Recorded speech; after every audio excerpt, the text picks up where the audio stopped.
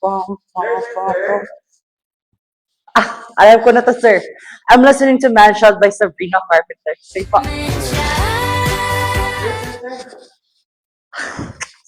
Alam ko na to, sir. Double it to the next person na lang po. Sige po. Hindi naman po yun yung tanong ko eh. Ano po ba yung tanong nyo? Ano po ba yung simulation? Simulation? Alam ko na. Kay Ma'am Kim yan, no? Sige. Turuan kita. Ano? Tara?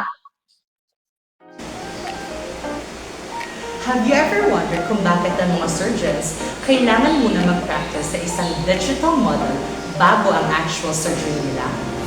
Ang secret? Simulation. And today, we will learn kung bakit it's one of the coolest ways to learn anything. Ano? Tara?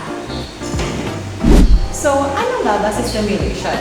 Basically, si simulation is like a practice universe wherein it's a controlled environment kung saan student can try, fail, and try again.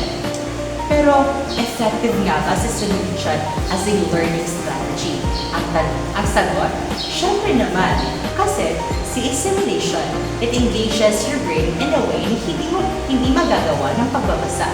Kagaya na lang ng critical thinking, instant feedback, and muscle memory.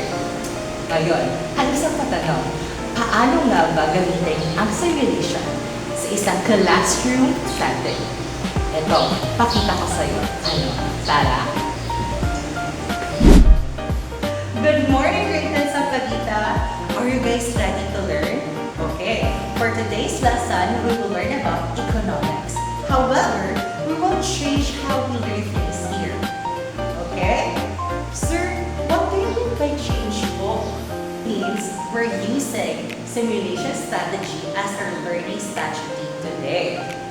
This classroom will not just be a classroom, but a marketplace, and you guys will become a vendor and consumer.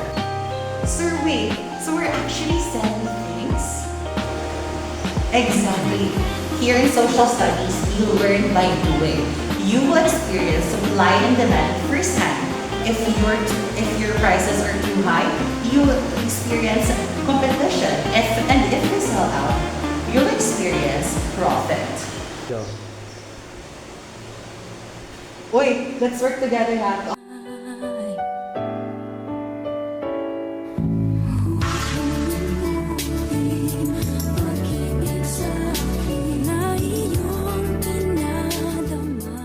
Okay, is everyone ready? Yes, ma'am.